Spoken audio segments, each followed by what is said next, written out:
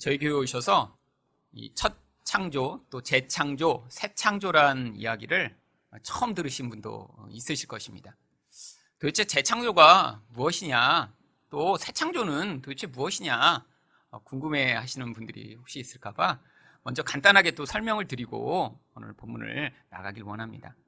그러면 하나님이 맨 처음에 눈에 보이는 이 세상 만물을 만드신 것, 그것을 바로 첫 창조라고 이야기를 합니다.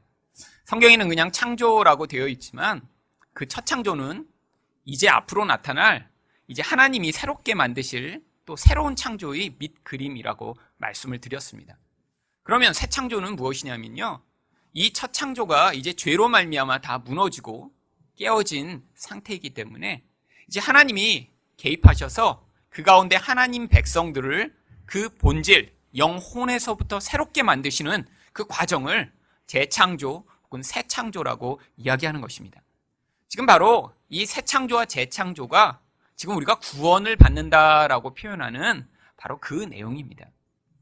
죄로 말미암아 인간은 이미 죽어버린 존재고요, 원래 하나님이 목적하셨고 계획하셨던 그 모습대로 살 수 없는 존재가 바로 인간의 모습이 되어버렸습니다. 그러니까 이 상태로 놔두면요, 영원한 멸망, 영원한 파괴, 영원한 심판에 밖에 들어갈 수가 없는 거예요. 죽어버린 것 같은 이 인간, 파괴된 이 인간의 삶에 그래서 하나님이 마치 처음에 아무것도 없는 곳에서 이 세상 만물을 만드시고 살아있는 존재들을 만들어내셨듯이 우리 또한 이렇게 도대체 하나님의 목적대로 살 수 없는 죽어버린 것 같은 이런 상태로부터 하나님이 우리 인생에 개입해 오셔서 그 가운데 새로 창조를 하시듯이 우리를 새롭게 만드시는 이것을 새 창조 혹은 재창조라고 부르는 것입니다. 그런데 이렇게 타락하고 죄 때문에 죽어버린 인간 가운데 나타나는 재창조에 가장 중요한 역할을 하시는 분이 바로 성령 하나님이십니다. 그래서 이 성령을 살리는 영이라고 부르는 거예요. 하나님이 재창조하시고자 하는 것은요, 이 깨어져 버린 세상이 아닙니다. 이 세상은요, 나중에 하나님이 한 번에 새롭게 하실 수 있어요. 그런데 이런 눈에 보이는 겉모습이 아니라 그 본질인 영혼은 하나님이 이 땅에서 계속해서 어떤 과정을 통해 개입하셔야지만 그 안에서 하나님이 목적하신 원래의 모습을 되찾을 수 있습니다. 그래서 하나님이요, 이 세상이라는 이런 불완전한 곳에서 하나님의 백성의 삶에 개입해 오심으로 말미암아 거기서 그 본질에서부터 새로워지는 하나님 백성이 되도록 개입해 오시는 그 과정이 바로 성령을 통해 하나님 백성을 살리는 과정인 것입니다. 그런데 이 성령이 이렇게 하나님 백성을 구원하시고 새롭게 하신다는 사실을 알지 못하는 많은 사람들이 이 성령에 대해서 많은 오해를 가지고요, 성령을 오해하기 시작했습니다. 성령에 대한 가장 왜곡된 시각들은 바로 기독교 밖이 아니라요, 기독교 안에서 나타나기 시작했어요. 기독교 밖에서는 사실 성령이란 존재를 알지도 못합니다. 그런데 이 인간의 자기중심성, 인간의 욕망에서 벗어나지 못한 사람들이요, 성경을 보다 보니까 이런 힘있고 능력 있는 어떤 도움을 받으면, 어떤 존재의 도움을 받으면 나도 내 문제와 내 상황에서 이렇게 벗어나서 나도 멋있어지고 문제는 당장에 해결되고 그리고 모든 어려움을 이겨낼 수 있겠구나. 그래서 그 성령을 나의 유익을 위한 도구로 찾기 시작했습니다.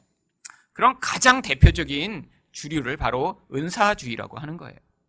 여러분, 이 은사주의가 표방하는 것이 무엇입니까? 열심히 기도만 하면요, 그 기도 응답의 결과로 하나님이 성령을 주시고 성령에 의해서 병이 걸린 사람은 병도 다 낫고 문제가 있는 사람은 문제를 해결받고 미래가 궁금한 사람은 예언을 통해서 미래도 알려주고, 하나님이 이처럼 우리 모든 문제를 개입하시는 방식으로 성령을 통해 당장의 어려운 가운데 내가 열심히 기도만 하고 헌신만 하면 도와주실 것이다 라고 하는 헛된 이야기들을 하게 됐죠. 여러분, 근데 이런 식으로 신을 추구하는 것을요, 기복주의라고 부릅니다. 나의 힘만으로는 해결하지 못하는 문제가 인생에 계속 닥치게 돼 있어요. 그런데 어떤 강력한 힘을 내가 간구해 그 신의 힘으로 말미암아 문제를 해결해 나가는 방식. 그런데 실제로 한국 기독교 가운데요, 어떤 때는 손만 대면 병이 낫고 또 기적이 일어나고 마치 미래의 일을 예언하는 것 같은 그런 방식으로 어떤 일들이 벌어진 일들이 종종 있어 왔습니다. 사람들이 보면서 성령은 이런 분이구나. 내가 기도하면 당장 병도 낫게 해주고, 문제가 생기면 문제를 해결해주고, 미래가 궁금하면 미래에 대해서도 알려주는 분이구나 라고 착각하며 이 성령의 재창조하시는 역사에 대해서는 오해하기 시작했습니다. 하지만요, 성령은요, 하나님 백성을 재창조하시는 영입니다. 그 구체적인 모습이 바로 이 1장 2절에 하나님의 영은 수면에 운행하시니라, 이런 구절에 담겨 있는 것입니다. 여러분, 인간의 이 파괴된 모습을 사실 무엇이라고 성경이 2절에 얘기하죠? 바로 혼돈한 상태, 공허한 상태, 어두운 상태라고 말씀을 드렸습니다. 혼돈이라는 건요, 질서가 없는 거예요. 내가 하나님의 질서를 거부하고 내가 모든 질서의 가장 최우선에 서기를 원했기 때문에 하나님을 섬기고 하나님만을 의존해야 할 자가 하나님처럼 되고자 했고요. 다른 사람과 사랑의 관계를 맺으며 다른 사람을 낮아져서 남을 높이며 섬겨야 될 자가 남 위에 군림하기 시작하면서 인생의 모든 깨어진 관계가 시작되게 된 것입니다. 이 깨어진 관계가요, 바로 인생을 무질서하게 만들며 혼란과 고통을 가져오게 된 거죠. 그뿐 아니라 하나님과 바른 질서 안에 있어야 하늘에서 생명이 들어와 우리를 꽉 채우니까요. 그 생명의 결과로 인생은 행복하고 만족하고 기뻐해야 되는데 관계가 틀어져 버리니까요, 하늘에서 생명이 오지 않으니까 우리 안에서 끊임없이 불만족하고 끊임없이 욕망에 시달리고 끊임없이 고통하는 인생이 된 것입니다. 하나님이 말씀하시고 인도하셔야 미래가 밝은 것처럼 내 미래 가운데 불안하지 않고 두려워하지 않으면 걸어갈 수 있는데 하나님이 말씀하시지 않으니까요, 깜깜한 가운데 처한 인생이 돼버린 거죠. 마치 창조하기 전의 지구의 모습처럼, 원시 지구의 상태처럼요, 혼란하고 공허하고 어두운 것이 우리 인생이 되어버렸습니다.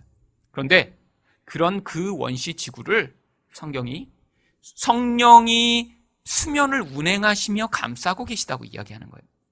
여기 한글 성경에 운행하시니라 라고 번역된 이 단어는요, 원래 히브리어 라하프라고 하는 단어를 사용합니다. 근데 이 단어가 원래 암탉이 알을 품을 때 쓰는 그런 종류의 단어예요. 여러분, 왜 암탉이 알을 품죠? 그 알을 보호하고요, 또 그 알을 따뜻하게 유지해서 거기서 이제 생명의 탄생을 준비하는 과정을 라하프, 운행하다라고 하는 것입니다.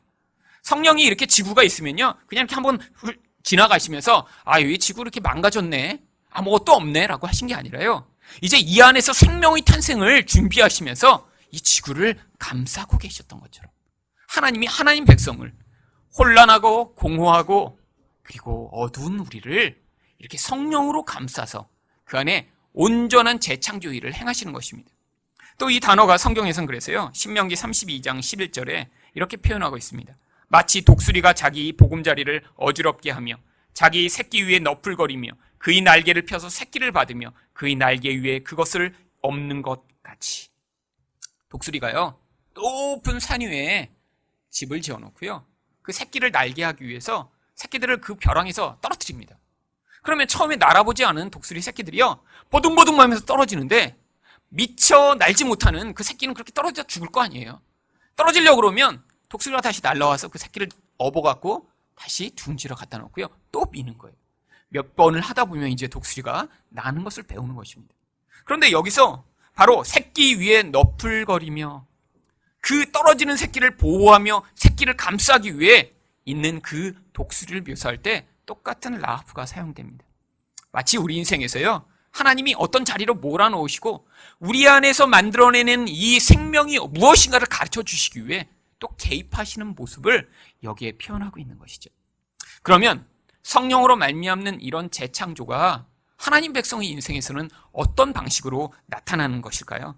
첫 번째로요, 이렇게 성령이요, 하나님 백성 가운데 찾아오시면 사랑하게 만드시는 일을 행하십니다. 여러분, 저희 교회가 하늘사랑교회잖아요. 왜 하늘사랑교회라고 졌다고 말씀을 드렸나요? 이 하늘사랑은요, 이 땅의 사랑으로는 불가능한, 모든 사람이 갈망하고 원하지만 이 땅의 사람들 사이에서는 발견할 수 없는 사랑이기 때문에, 하나님만이 주시는 그런 사랑이기 때문에 저희가 그런 사랑을 가진 자 되고 싶어서 하늘사랑교회라고 이름을 지었다고 말씀을 드렸어요.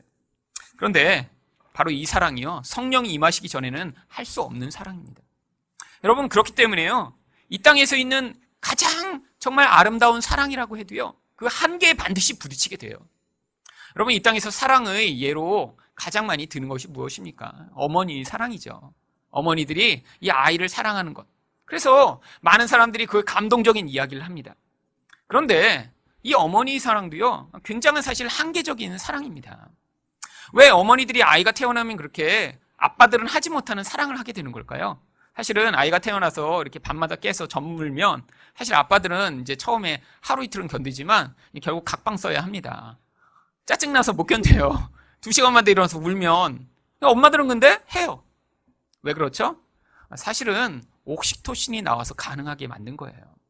몸에서요, 아이가 태어나면요, 그 일을 가능하게 하도록 일시적으로 호르몬이 분비가 됩니다. 이 옥시토신은 그래서 어떤 호르몬이냐면요, 사실 아빠 사랑을 아기 사랑으로 바꾸는 호르몬이래요.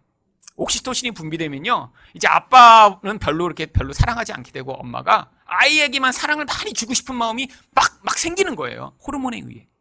여러분, 근데 이게 평생 가나요? 아니죠. 한계적입니다. 일정한 시간, 특별히 아이가 젖을 먹는 때에 이 호르몬이 분비되다가 멈춥니다.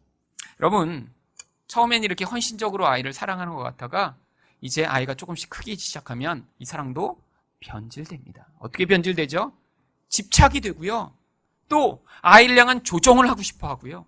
자기가 원하는 것들을 아이에게 주입하기 위해 그렇게 강제적인 사랑을 하게 되는 모습으로 변질되죠. 이 땅에서도 가장 그래도 좋은 사랑이고 감동적인 사랑이라고 하는 것마저도요, 한계적이고요, 일시적인 사랑에 불과한 거예요. 여러분, 근데 왜 이렇게 인간은 왜곡된 사랑, 한계적인 사랑을 하게 된 걸까요? 여러분, 이유는 하나밖에 없습니다. 우리가 죄로 말미암아 자기 중심성이라고 하는 근원적 경향성을 갖게 되었기 때문이에요. 호르몬에 의해 잠시 나의 욕구와 나의 필요를 잃어버리고 남을 잠시 사랑할 수는 있지만 그 시간이 끝나면요, 또다시 자기 중심성으로 돌아오게 되는 것입니다. 이것은요, 너무 강력한 경향성이에요. 외면에 있는 게 아니라 우리 내면에 그 힘이 있습니다. 영적인 힘이기 때문에요, 우리가 아무리 겉에서 노력해도요, 훈련에 의해 잠시 그 상황에서는 그런 모습으로 발휘될지 몰라도요, 다시 그 자리로 돌아오는 게 바로 이 자기 중심성 경향성입니다. 이 자기 중심성이 있으면요, 하나님을 어떻게 섬기냐면요, 하나님의 뜻과 하나님의 목적과 하나님에게 온전히 의탁된 존재로 살기보다는요, 늘 하나님을 이용해 나의 목적을 이루고자 하는 그런 이기적인 모습으로 그 목적이 변질이 됩니다. 그러니까요, 하나님을요, 기복적으로 섬기게 되는 거예요. 하나님을 통해 내가 원하는 것을 얻기를 원하는 거예요. 내가 어떤 문제가 있으면요, 그 문제가 어떤 목적 가운데 주어진 것인가는 관계없이 하나님, 내가 이렇게 열심히 기도하는데 왜 이 문제를 들어주시지 않으세요? 왜 이것을 해결해 주시지 않으세요? 하나님을 나의 인생의 문제 해결자로만 바라보기 시작하는 거예요. 여러분, 이게 바로 기복주의며 하나님을 우상의 수준으로 전락시킨 행위입니다. 여러분, 기도응답이요? 기도응답이라는 건요, 내가 원하는 게 이루어지는 게 아닙니다. 기도응답은요, 하나님의 뜻이 성취되는 것을 기도응답이라고 하는 거예요. 하나님의 뜻은 늘 일정해요. 그런데 내 뜻과 그 하나님의 뜻이 충돌할 때 내 뜻을 굽히고 하나님의 뜻을 받아들이게 되면 그것도 기도응답인 거예요. 바울 사도가요, 몸에 병이 있었습니다. 많은 사람들이 이 병이 간질이었다라고 생각을 해요. 사람들 앞에서 부끄러움을 당할 정도의 그런 모습. 굉장히 탁월한 사람이었는데 갑자기 간질을 하게 되면 얼마나 부끄러워요. 여러분, 제가 이렇게 설교를 하다가 갑자기 쓰러져서 거품 몰고 막 이렇게 있다가 다시 이렇게 일어나서 여러분 잠시 잊어주시고 이제 다시 설교하겠습니다. 그럼 이게 얼마나 사역자에게선 치명적인 일일까요? 하나님께 간구를 합니다. 하나님, 이거 낫게 해주세요. 근데 하나님이요, 그래, 네가 이렇게 나를 위해 열심히 사역하니까 내가 낫게 해줄게 하신 게 아니라 내 은혜가 내게 족하다. 내가 약한 데서 내 능력이 강하여짐이라 그냥 그대로 살아. 네가 그렇게 연약한 모습을 가진 게 교만하지 않기 위해서 한 것이니까 네가 그렇게 약하고 연약할 때 내 더 강한 능력이 너에게 부어질 거야. 바울이요, 그때 그것을 기도응답으로 받은 거예요. 자신의 현실에선 변화가 없었는데도 불구하고요, 하나님 뜻을 받아들이게 됐을 때 기도 응답이 된 것입니다. 여러분, 하나님이 내 문제를 해결해 주시는 방식으로만 하나님을 믿게 되면요, 내 문제가 해결되지 않을 때 하나님과 관계가 깨어집니다. 그건 우상과 맺는 관계죠. 여러분, 이 자기중심성 때문에 또 사람과의 관계가 깨어집니다. 다른 사람을 내 욕구를 만족시키는 대상으로 자꾸 바라보게 되거든요. 그래서 왜 화나죠? 여러분, 왜 부부관계 가운데, 부자관 가운데 왜 화가 나시죠? 사실은 내가 원하는 것을 상대가 이루어주지 않아서 화나요. 내 생각대로 상대가 하지 않아서 그래요. 내가 듣기 원하는 말을 상대가 해주지 않아서 화가 나는 거예요. 여러분, 이것도 자기중심적입니다. 나라고 하는 존재가 생각하는 것, 나라고 하는 존재가 원하는 것이 하나도 없으면요, 사실 화가 안 납니다. 그렇잖아요. 그런데 내 원하는 대로 상대방이 맞춰주지 않을 때 분노가 치밀어 오르고요, 그 분노로 말미암아 관계가 깨어지는 것이죠. 여러분, 그래서요, 화나는 건요, 결국 우리가 하나님 노릇할 때마다 화가 나는 것입니다. 이 분노는 그래서 아주 중요한 감정이에요. 여러분, 화난다고요? 나는 화 안 나. 그리고 참고 있는 거 더 바보 같은 일이에요. 화 내시면서 그때 근데 깨달으셔야 돼요. 하나님 백성은요. 내가 또 하나님 노릇하려고 해서 이렇게 화가 나는구나. 어떤 분은 이제 화가 안 나고, 이제 나는 화는 안 내는데 삐지기만 한다는 분도 있어요. 그리고 삐져갖고 말도 안 하고 그때부터 이제 막 쳐다보지도 않고 막 한 3개월 동안 말을 안 하는 이런 사람. 그냥 자기는 화가 안 났대. 그냥 삐진 거래. 지난주에도 이제 한 자매가 이제 와서 상담을 했어요. 근데 뭐 부모님이랑 관계는 좋냐 그랬더니 뭐 그냥 별로 나쁘진 않대요. 근데 3개월 때 얘기를 안 했대. 그래서 화가 났냐고 그랬더니 무슨 일 때문에 화가 난 건 아니고 그냥 마음이 좀 상했대요. 자꾸 부인하죠. 그렇잖아요? 힘 있는 자 앞에서는요, 나보다 높은 사람 앞에서는 화를 내지 못하니까 어떻게 하는 거예요? 스스로 마음이 상처를 입고요, 스스로 마음이 삐지는 거죠. 그리고 내가 할 수 있는 최대한의 저항이 말 안 하고 관계 안 맺고 모른 척하기. 그러면 이것도요, 똑같이 하나님 노릇하려고 하기 때문에 마음에서 분노가 치밀어 오르고 화가 나는 것입니다.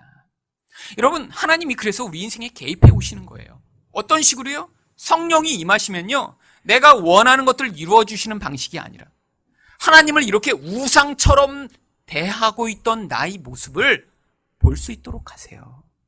그리고요, 다른 사람과 관계를 맺을 때 내가 이렇게 화를 내며 삐지고 다른 사람이 나의 욕구를 들어주기 위해, 그렇게 만들기 위해 몸부림치는 나의 모습이 얼마나 악한 모습인가를 보게 만드십니다.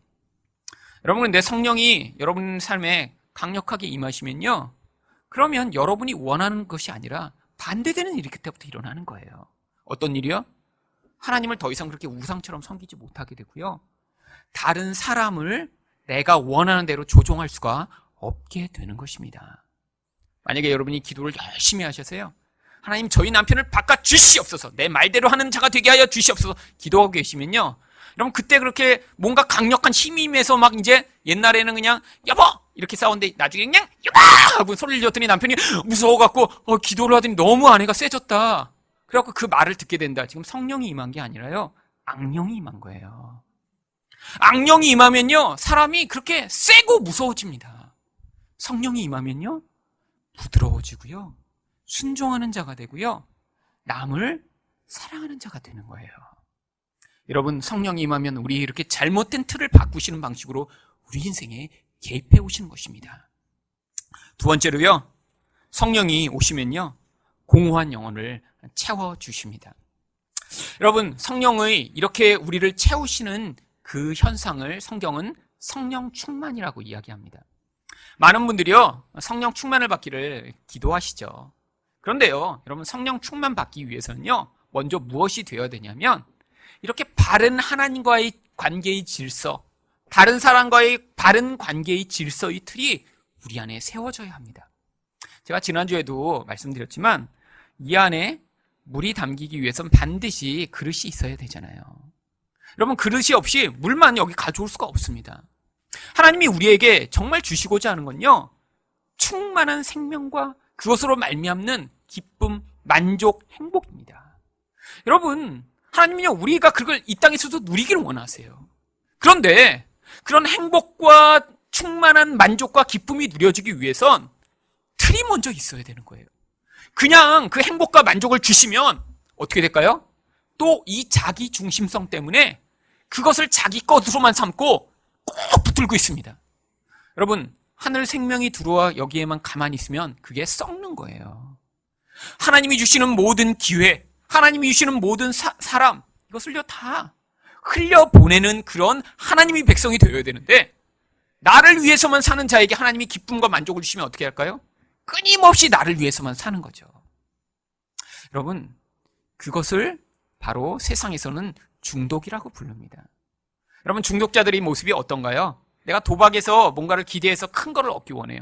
그러면요, 다른 사람들은 하나도 쳐다보지 않는 거예요. 가족이 지금 밥을 먹어야 되는데 그 돈까지 다 뺏어 갖고 와서 내 그 짜릿한 쾌락을 위해 끊임없이 몰두하는 것입니다. 여러분, 게임 중독된 아이들, 여러분, 왜 그 아이들이 문제가 되죠? 거기서 뭔가의 쾌락을 한번 경험하면요, 관계를 맺지 않습니다. 부모와 대화를 하지 않아요. 내가 지금 해야 될 거를 다 그만둬 버리고요, 거기에만 몰입해 버립니다. 여러분, 하늘에서 하나님이 좋은 것을 우리에게 주셨어요. 그런데 우리가 사랑하는 자, 하나님을 온전히 사랑하고 다른 사람을 사랑하는 자가 되기 전에 이런 기쁨이 오면요, 그런 경우에 어떻게 될까요? 그럼 이제 저기 산속에 들어가 혼자 살게 되는 거예요. 너무 기쁘니까 아무도 방해받지 않는 곳에 가서 불 파놓고 거기서 이렇게 오래 혼자 있기를 원하는 거예요. 여러분, 하나님은요, 우리가 세상 속에서 살기를 원하세요. 여러분, 성령 충만은요, 그래서 먼저 이렇게 온전한 질서가 세워진 만큼 우리에게 그것이 채워지는 것입니다. 그러니까요, 이 땅 내내 우리는 우리가 온전한 관계를 맺는 수준만큼 우리 안에 점점 하나님이 주시는 성령의 충만이 채워지게 돼 있어요. 이렇게 성령이 채워지는 수준이 높아질수록 무엇을 경험하죠? 더 큰 만족, 더 큰 행복, 더 큰 기쁨을 이 땅에서 경험하는 거예요. 여러분, 그런데 많은 분들이요, 이 성령 충만을요, 체험적인 것으로 오해합니다. 왜? 이 만족을 추구하고 기쁨을 추구하는 게 이 인생이요, 하늘 생명을 경험하지 못했을 때 나타난 이런 쾌락을 추구하는 경향성이 인간에게 생겼기 때문입니다. 원래 인간은요, 오감만으로 사는 존재가 아닙니다. 눈으로 보고, 코로 냄새 맡고, 미각을 경험하고, 손으로 느끼고, 귀로 듣고. 여러분, 이거 말고요, 원래 영감이라고 하는 하나님으로부터 주어진 그 영적인 세계를 분별하고 볼 수 있는 눈, 그 말씀을 들을 수 있는 귀가 원래 있었는데 이게 죄로 말미암아 왜곡돼 버린 거예요. 마치 고도 근시자처럼요, 안 보이는 거예요. 영적으로는 아무리 봐도 분별이 안 되는 거예요. 그런데 인간 안에 그러니까요, 어떤 경향성이 나타났냐면 오감이 점점 발전하기 시작했습니다. 여러분, 제가 이제 가르치는 학교에서도요, 학생이 있습니다. 근데 그 학생은 귀가 안 들려요. 말을 못 합니다. 그런데 이렇게 어느 한 기관이 마비되면요, 다른 기관이 엄청나게 발전하더라고요. 그래서 그 학생도 이제 자기 이야기를 하는데, 자기는 사람을 이렇게 만나면 귀가 안 들리고 말은 할 수 없지만 그 사람의 모든 그 모습이요, 한눈에 확 들어온대요. 그래서 그냥 표정과 손짓 하나만으로도 저 사람이 나를 좋아하는지 싫어하는지 어떤 마음을 가지고 있는지를 다 읽을 수 있대요. 왜냐하면 귀가 안 들리니까 다른 부분이 너무너무 발전해버린 거예요. 여러분, 인간도 마찬가지입니다. 영적인 부분이 막혀버리니까요, 오감만 너무 발전된 거예요. 무슨 결과가 나타났습니까? 끊임없이 오감을 만족시켜 나의 쾌락을 추구하는 방식으로 살아가게 된 거예요. 여러분, 그게 이 세상에서 벌어지는 일입니다. 더 맛있는 건 먹기 위해 몸부림치며 이거보다 더 맛있는 거 거기다 별을 매기고, 그래서 30만 원, 50만 원 돼도 한번 먹으면 좋겠다, 죽기 전에. 여러분, 그리고 맛집을 찾아다니죠. 여러분, 그게요, 인간이 지금 영혼이 막혀버려서 어떤 방식으로 발전하는 거예요. 여러분, 이런 오감 가운데 가장 인간에게 영향을 가장 미치는 부분이요, 바로 눈으로 보는 시각입니다. 이 눈은요, 뇌가 밖으로 돌출돼 나온 거예요. 다른 감각은요, 뉴런이라고 하는 신경 전달 물질에 의해 내가 이걸 만지면 이게 딱딱하구나라는 게 뇌까지 전달되는데 사실은 어떤 과정이 필요합니다. 그런데 눈은요, 뇌가 그냥 밖으로 돌출돼 있어요. 그래서 어떤 자극이 눈으로 들어오면요, 뇌에 가장 자극이 강력하게 영향을 미칩니다. 그러니까 세상이 지금 어떤 식으로 발전되고 있죠? 점점점 화려하고 점점점 시각적으로 자극적인 그런 것들을 만들어내는 방식으로 세상이 발전하는 거예요. 왜? 도대체 이젠 영적인 것에 관심을 기울이지 않고 거기에 매어 사는 존재가 되도록. 여러분, 그런데 성령 또한 그렇게 체험과 만족을 추구하는 방식으로 성령을 경험하고자 하는 사람들이 있습니다. 그래서 어떤 사람들은요, 이렇게 기도를 많이 하니까 성령이 충만할 때 막 뭐가 많이 보인대요. 그래서 어떤 분들은요, 자기 요즘 환상을 많이 못 봐서 이게 지금 자기가 성령이 충만하지 않대. 그럼 성령이 충만하면 환상을 많이 봐야 되는 건가요? 아니에요. 여러분, 성령이 충만하면 나타나는 결과를 성령은 그런 식으로 이야기하지 않습니다. 여러분, 성령 충만에 대해서 가장 대표적으로 말씀하는 구절은요, 에베소서 5장 18절이에요. 술 취하지 말라. 이는 방탕한 것이니 오직 성령으로 충만함을 받으라. 여러분, 왜 술 취함과 성령 충만을 대조적으로 얘기한 걸 것일까요? 여러분, 술 취함이요, 바로 이 오감의 만족을 추구하는 가장 대표적인 방식이기 때문입니다. 여러분, 술을 취하면요, 사실 어떤 효과가 나타나면요, 원래의 오감이 아니라 다른 종류의 방식으로 어떤 대상을 받아들이게 돼요. 그래서요, 여러분, 술을 먹고 나서요, 여자를 보면요, 이전에 보이던 방식보다 훨씬 여자가 예뻐 보인대요. 그래서 술 취하면요, 이렇게 못생긴 사람도 술에 취해서 이렇게 보면 예뻐 보이기 때문에, 그래서 그렇게 불륜 관계를 맺고 하는 일들이 술에 취하면 나타난다는 거예요. 술에 취하면요, 어떤 종류의 감각들이 마비됩니다. 두려움이 많은 사람은요, 갑자기 술에 취해서 막 말이 많아져요. 예전에 제 친구 같은 경우에도요, 술에 취하면 너무너무 용감해진 애가 있었어요. 그래갖고 그 친구는 술 취하면 나가서 이 전보선대랑 막 싸우고요. 그 다음에 이제 공중 전화 박스 같은 것들 이제 흔들어갖고 이제 무너뜨리고 그랬습니다. 그리고 남이 차 위에 올라가서 막 뛰고. 갑자기 용감해지는 거예요. 평소에는 너무너무 나의 마음을 누르고 있다가 세상에서 두려울 게 없는 사람처럼 되는 거예요. 그러다가 결국 3층 옥상에서 한번 뛰어내려갔고요. 그래갖고 이제 담 사이에 이렇게 꼈어요, 몸이. 그래갖고 이제 소방서에서 와서 담을 허물고, 그래갖고 이제 걔를 끄집어내서 병원에서 이러고 3달 동안 누워 있었습니다. 여러분, 이전에는 못 해본 걸 할 수 있는 것처럼 느껴지는 거예요. 여러분, 평소에 3층에서 못 뛰어내립니다. 그런데 몸의 감각이 마비되니까 다 할 수 있어, 나는. 여러분, 근데 성령이 오시면 그런 그 감각의 충만을 충만하게 하는 그 술이 아니라 성령이 오시면, 그래서 충만케 되면 어떤 결과가 있다고 성령이 이야기했죠? 바로 그 다음 이야기가 그것입니다. 5장 19절부터 한번 읽어볼게요.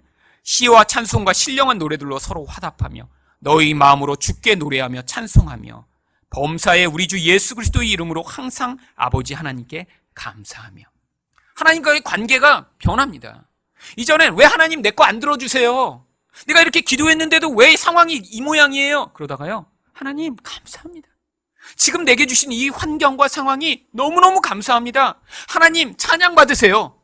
이미 주신 것에 대한, 하나님이 내 인생에 간섭하고 계신 것에 대한 영적 시각이 열리면서요, 하나님에 대한 반응이 달라져요. 그런데 그 다음에 무슨 얘기가 나오죠? 그리스도를 경외함으로 피차 복종하라. 여러분, 다른 사람에게 복종하는 사람이 되는 것입니다. 성령 충만했더니요, 그 성령의 힘으로 말미암아 내 말 다 들어, 나는 성령 충만해 하는 게 아니라요, 이제 남의 말에 복종하는 자가 돼요. 그 구체적인 신뢰로 그래서 5장 22절에 아내들이여 자기 남편에게 복종하기를 주께 하듯 하라, 이 말씀이 나오는 거예요. 여러분, 여기 계신 결혼하신 아내분들, 남편에게 주께 복종하듯이 복종하실 수 있으신가요? 안 되시죠. 여러분, 안 되는 게 정상입니다. 이걸 되신다고요? 그러면 이미 예수님과 같은 마음이 이미 찾아온 거예요. 여러분, 안 되기 때문에 결혼하니까 그렇게 힘든 거예요. 여러분, 여자에게만 이렇게 요구하나요? 25절에서는 남편에게 이렇게 요구합니다. 남편들아, 아내 사랑하기를 그리스도께서 교회를 사랑하시고 그 교회를 위하여 자신을 주신같이 하라.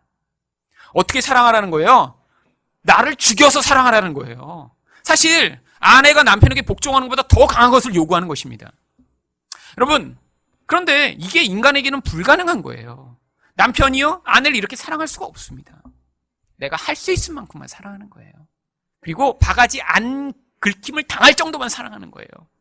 아내들도요, 남편이 소리 지르고 화내지 않을 만큼만 복종하는 거예요.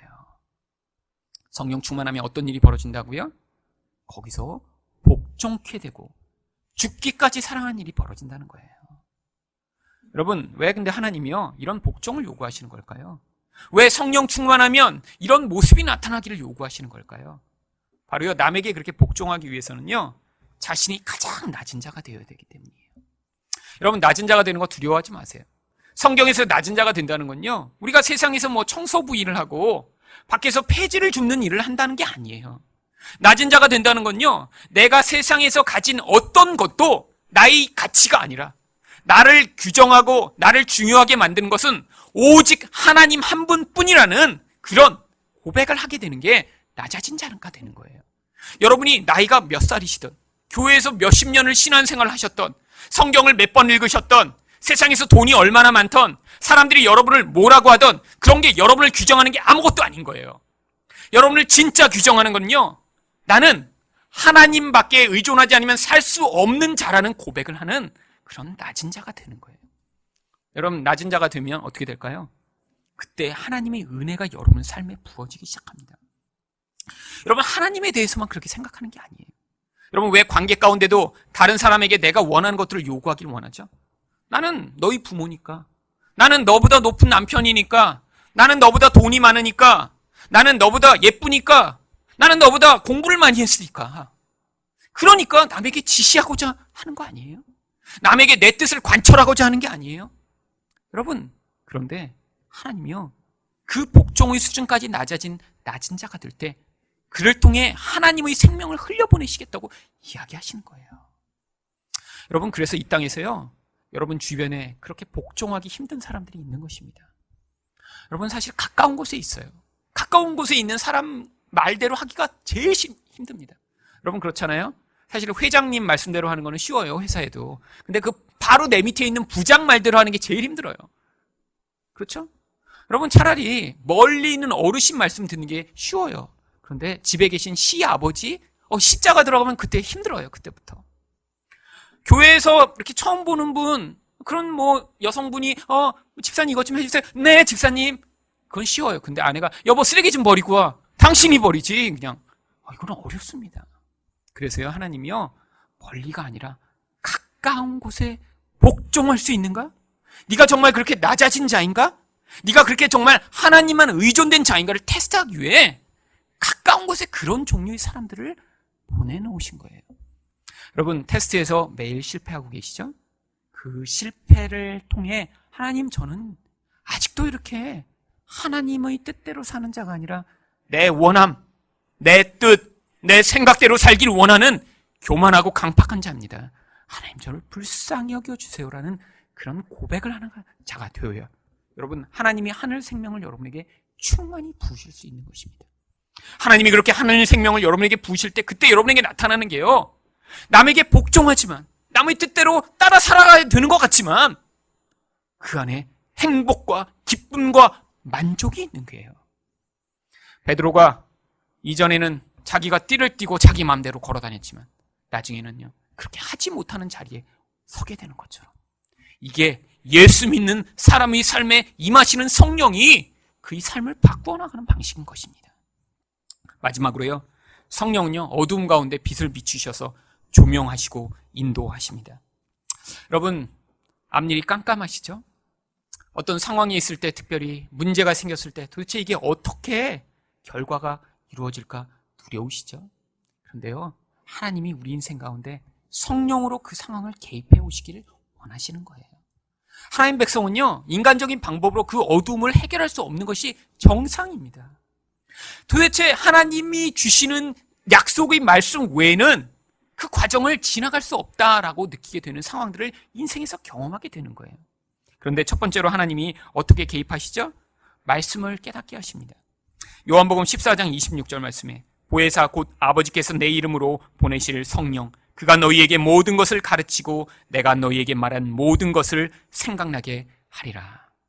여러분, 성령이 그래서 이 어두운 가운데 개입하시면요, 하나님 말씀이 깨달아지는 방식으로 맨 처음에 우리 어둠을 조명하십니다. 여러분, 이 말씀을 통해 궁극적인 우리 인생을 향하는 하나님의 계획을 알지 못하면요, 일시적인 문제에 대한 답이나 해결 방법이 제시되는 건 별 의미가 없어요. 여러분, 이 문제가 해결되고 나면 어떻게 될까요? 그 다음에 더 어려운 문제가 닥치게 됩니다. 그런데요, 이런 우리 인생을 계속해서 어둡게 만들고 혼란스럽게 만드는 상황이 있더라도요, 하나님이 우리 인생을 향한 그 궁극적인 목적과 계획에 대해 말씀하시는 걸 듣고 내가 지금은 이렇게 요동하고 흔들릴지라도 하나님이 계획하신 그 자리에 서게 되겠구나라는 그 궁극적인 확신을 듣게 될 때 거기에서 한 번, 두 번의 사건에 요동하지 않는 사람이 되는 거예요. 여러분, 말씀으로 하나님이 그래서 개입해 오셔서 우리 근원을 세우시길 원하십니다. 그런데 여러분, 구체적인 상황에서도 그렇습니다. 하나님이요, 말씀으로 우리 인생 가운데 약속을 주시고 그 약속의 말씀을 믿고 걸어갈 수 있도록 개입해 오시는 거예요.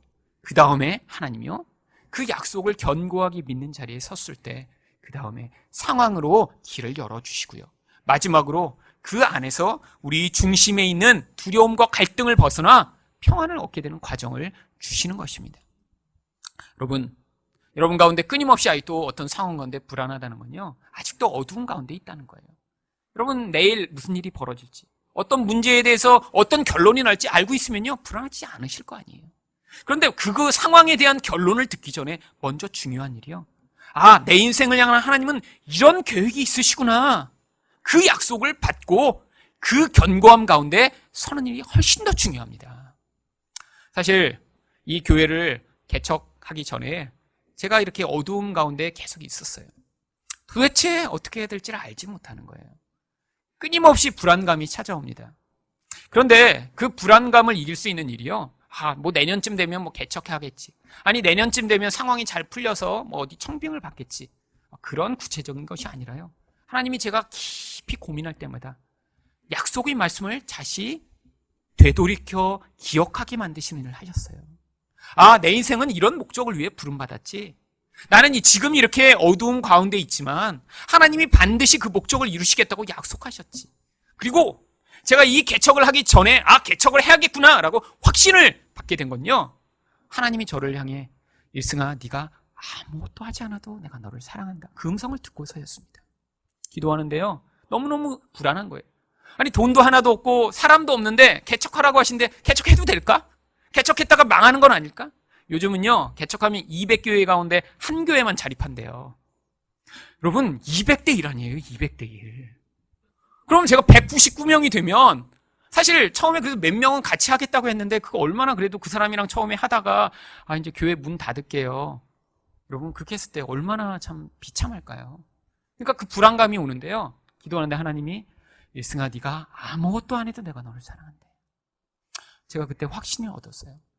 내가 목회에 성공한다고 하나님이 나를 사랑하시는 게 아니지, 내가 무슨 결과를 멋지게 남겨야 하나님이 나를 잘했다고 칭찬하시는 게 아니지, 내가 아무것도 안 하고 있는 지금도 하나님이 나를 사랑하시는구나. 제 마음에 있는 불안감을 다 이겨내고요, 그때 바로 개척의 첫 걸음을 내디게 된 것입니다. 하나님이 여러분 인생에도 이렇게 조명하셔서 이 두려움과 어두운 가운데 있는 인생 가운데 여러분이 견고한 확신 가운데 서시게 될 때, 여러분은요, 그 다음에 하나님이 여러분의 상황 가운데 개입하셔서 여러분의 인생을 주관하시는 하나님의 손길을 맛보시게 될 수 있습니다. 이처럼 성령님은요, 우리 인생에 찾아오셔서 사랑의 관계를 먼저 만드시고 우리 공허한 영혼을 채우시며 어두운 가운데 빛을 비추시는 방식으로 개입하셔서 하나님 백성을 재창조해내고 계십니다. 이 성령의 재창조의 역사로 말미암아 여기 계신 모든 분들이 정말로 사랑하는 사람, 영혼 안에 충만한 기쁨과 만족을 가진 사람, 어두운 가운데 서 있어도 하나님이 비추시는 그 빛으로 말미암아 담대하게 걸어갈 수 있는 하나님 백성이 되시기를 예수 그리스도 이름으로 축원드립니다.